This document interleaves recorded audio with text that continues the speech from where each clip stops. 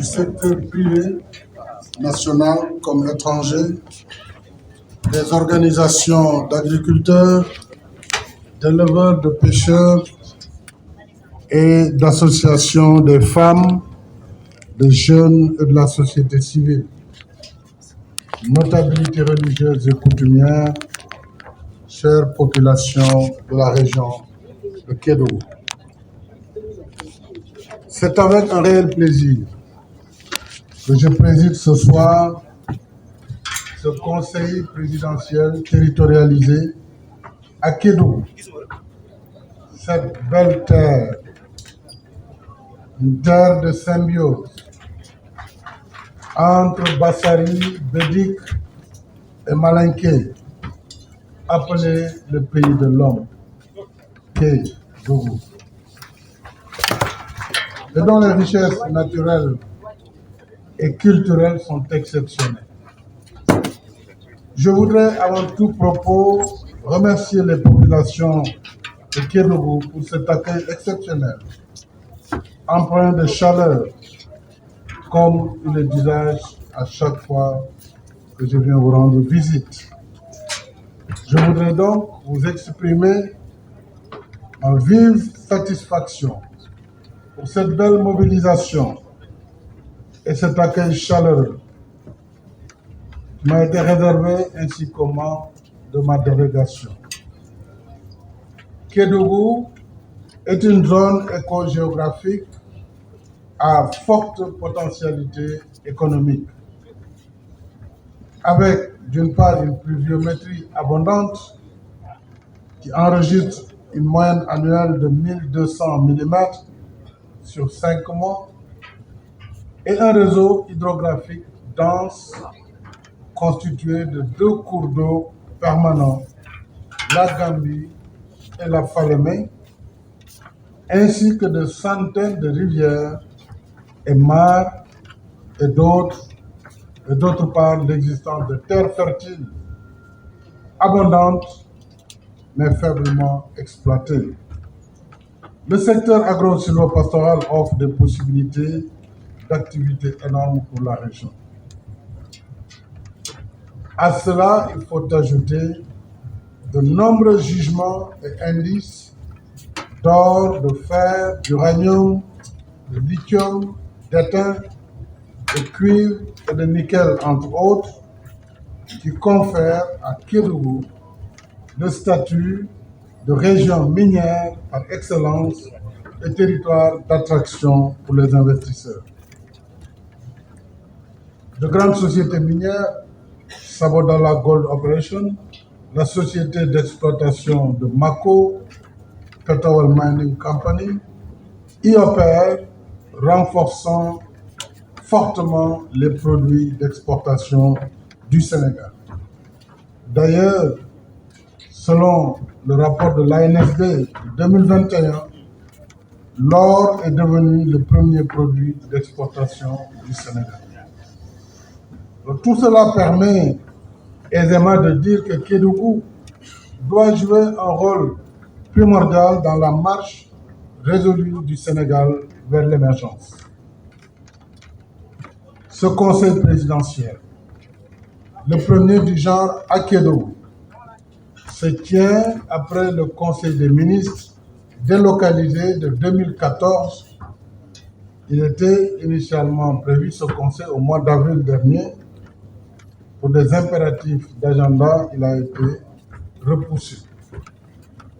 C'est d'ailleurs pour cette raison que j'ai décidé d'entamer ma tournée économique dans les 4 régions successives de Kédougou, Kaolack, Kaffrine et Fatick, de commencer donc cette tournée par Kédougou pour témoigner toute l'estime que j'ai pour votre admirable région.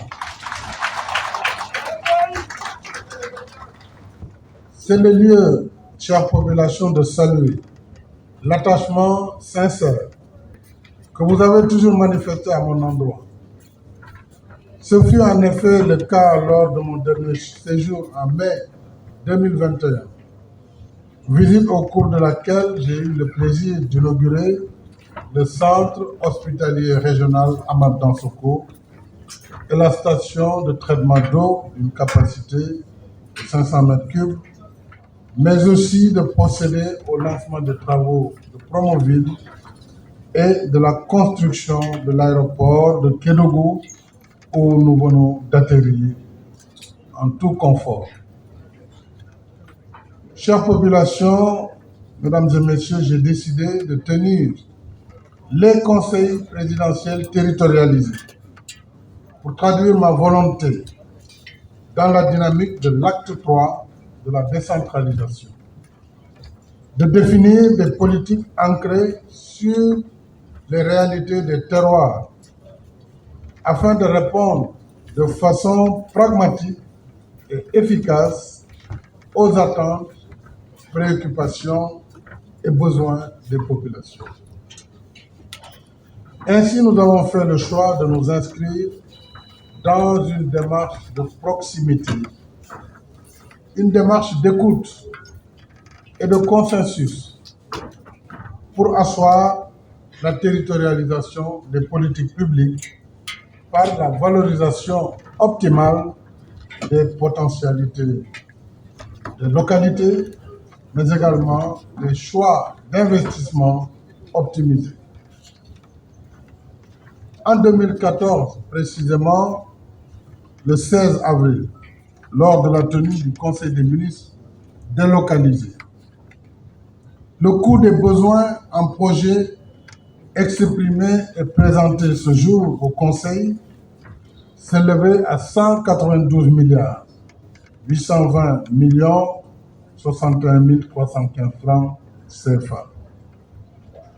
À l'époque, le gouvernement s'était engagé à réaliser un ensemble de projets d'un montant de 109 milliards 600 millions, soit 56,8% des besoins de la région, qui étaient répartis selon les 3 axes du plan Sénégal émergent.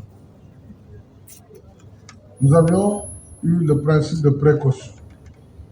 Aujourd'hui, à l'heure du bilan, nous pouvons affirmer que le volume d'investissement de l'État déjà réalisé dans la région de Kédougou entre 2014 et 2023 s'élève à 228 milliards 835 708 343 francs CFA.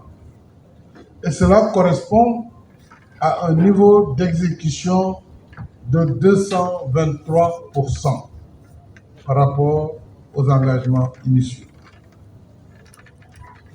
Il convient donc de signaler qu'un montant de 195 milliards a été globalement investi dans l'axe 1 du PSE, consacré à la transformation structurelle de l'économie et à la croissance, soit un taux d'exécution de 219% par rapport aux engagements de l'État sur ce premier axe du PSE. De même, un taux d'exécution de 47,5% est noté sur l'axe de capital humain, protection sociale et développement durable, avec un volume d'investissement de 46 milliards et l'axe 3, gouvernance, institutions, paix et sécurité, a bénéficié d'un investissement global de 2 milliards 668 millions.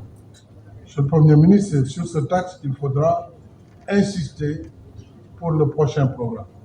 La sécurité dans une région frontalière où les défis de sécurité restent majeurs et l'autre aspect devra être sur la jeunesse, et je vais y revenir tout à l'heure. Ces statistiques, mesdames et messieurs, confirment que l'État du Sénégal a principalement investi sur la réalisation d'infrastructures de désenclavement au niveau de la région de Kédougou. Et cela pouvait se comprendre, puisque Kédougou était enclavé. L'enclavement routier, aérien, ferroviaire. Par conséquent, il fallait rattraper ce gap aussi bien pour les infrastructures que pour l'électrification et les infrastructures sociales. À titre illustratif, je citerai la réhabilitation. Ce n'est même pas la réhabilitation, c'est la construction de la route Kédougou-Salémata et la construction du pont de Fongolimbi. Ce pont, on se rappelle les difficultés du bac de Fongolimbi. Sans compter les importantes réalisations dans le cadre de Promoville avec la réhabilitation de la voirie urbaine dans les chefs-lieux de département, mais aussi avec les programmes tels que le PUDC et le PUMA, qui est le programme d'urgence de modernisation des axes et territoires frontaliers. L'État a densifié le réseau de pistes de production de la région et assuré l'extension du réseau électrique de toute la région de Kédougou. Ces investissements ont, de manière générale, accéléré le relèvement notable du taux d'électrification. Des efforts restent à faire. Certainement, le rapport qui va nous être présenté par Madame le gouverneur ainsi que le ministre de l'économie pourra revenir sur ces aspects. Toutefois, ce bilan physique, pour éloquent qu'il soit, nous invite à porter davantage une attention à la satisfaction des priorités relatives aux deux axes, axe 2 et 3 du PSE. L'axe 2, c'est le capital humain, le développement durable, et sur ces axes, nous avons le volet jeunesse qui va nécessiter une prise en charge particulière. Cela se justifie d'autant plus que depuis l'avènement de la pandémie Covid-19, j'ai donné une orientation sociale aux allocations budgétaires avec un accent particulier pour les secteurs sociaux tels que l'éducation, la santé et la protection sociale. Ainsi, la région de Kédougou a bénéficié de diverses interventions pour le renforcement du système sanitaire, la modernisation des équipements agricoles, la protection des groupes vulnérables, ainsi que la promotion de la formation et de l'emploi des jeunes et des femmes avec le programme Khayundaouni, dont il faudra faire l'évaluation, ainsi que les interventions combinées de la DRFJ, du 3FPT, de l'ANPEJ et du PRODAC.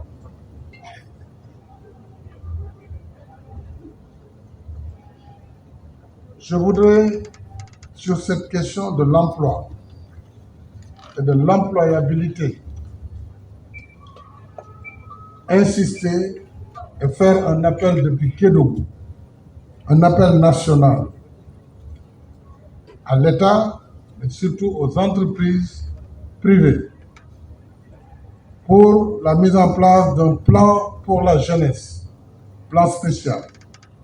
Ce plan devra être un plan pour la formation professionnelle, un plan pour les stages des jeunes dans les entreprises, mais également un plan pour les grands travaux et chantiers nationaux de l'État, notamment les chantiers d'assainissement, la voirie, les chantiers de lutte contre les inondations, les chantiers de la restructuration urbaine, de l'hygiène publique, mais également les chantiers de lutte contre la désertification et donc pour le reboisement. Il faudra donc, Monsieur le Premier ministre, que ce plan soit mis en œuvre sans délai. Et dans ce cadre, je souhaite que les entreprises puissent augmenter les recrutements des jeunes dans les effectifs, même si nous devons, dans un premier temps, voir les modalités de ces recrutements ainsi que les rémunérations d'abord des stages apprentis, des stages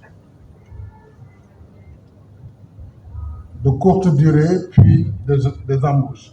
C'est un effort national que l'État doit engager, mais également que l'ensemble des entreprises du secteur privé doivent accompagner. Nous pourrons, dans les semaines à venir, à l'occasion d'un conseil présidentiel spécialement consacré à l'emploi des jeunes, à leur employabilité, pouvoir dégager des moyens substantiels. Je le dis puisque nous sommes dans une région également d'émission, une région de migration. Et nous savons que la jeunesse est l'avenir de notre pays. Donc son avenir doit être assuré chez nous. Nous ne pouvons pas continuer à regarder ces scènes d'une horreur exceptionnelle d'enfants qui meurent dans le désert ou dans la mer sans agir.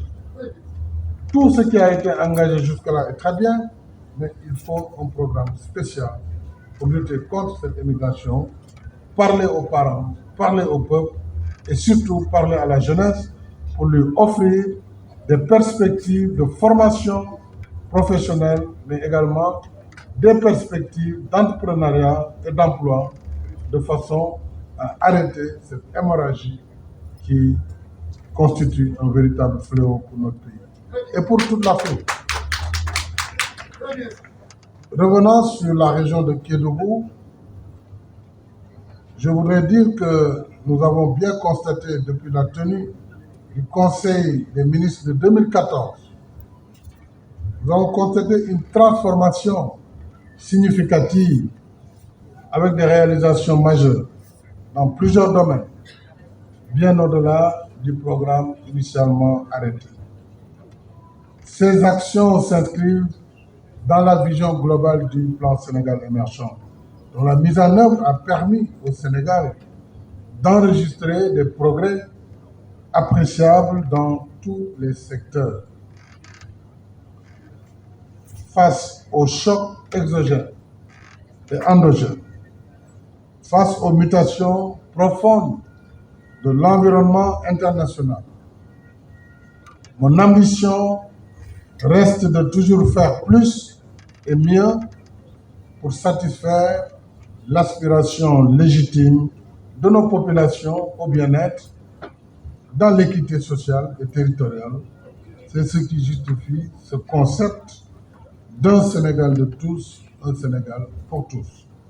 Dès lors, le présent Conseil présidentiel constitue une opportunité pour passer en revue les réalisations pour la région de Kédougou, mais aussi et surtout pour nous projeter vers l'avenir par la prise en compte des questions sociales cruciales.